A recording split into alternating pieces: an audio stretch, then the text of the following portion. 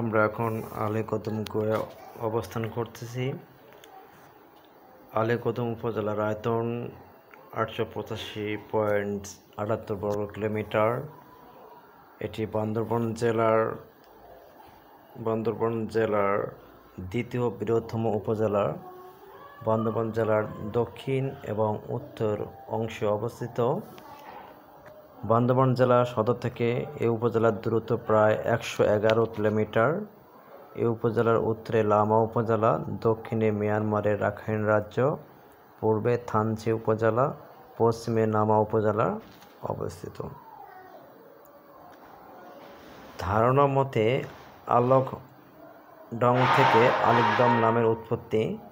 Bohmong circle চিফের নথিপত্র ও 1963 সালে তৎকালীন পূর্ব পাকিস্তান সরকার কর্তৃক আঁকা মানচিত্রে আলোকডং নামের সত্যতা পাওয়া যায়।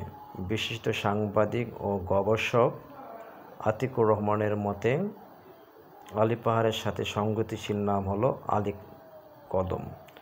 তাছাড়া কথিত আছে যে 360 আউলিয়া এই উপমহাদেশে ইসলাম প্রচারের জন্য এসেছিলেন।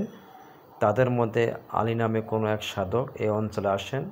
ওনার পদধূলিতে ধন্য হয়ে এই এলাকার নামকরণ হয় আলীকদম।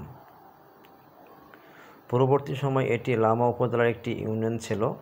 1974 সালে লামা ও নারায়ণগঞ্জ উপজেলার কিছু এলাকা নিয়ে আলীকদম থানা প্রতিষ্ঠিত করা হয়।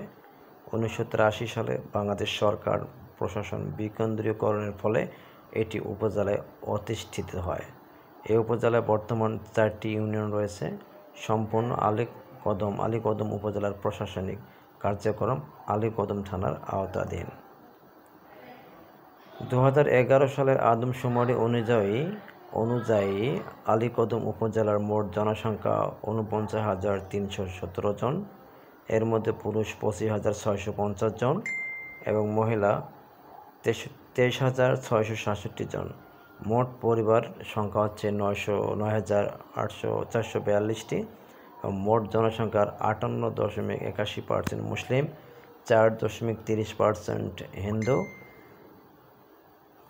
30.96% বৌদ্ধ এবং 5.93% খ্রিস্টান বসবাস করে।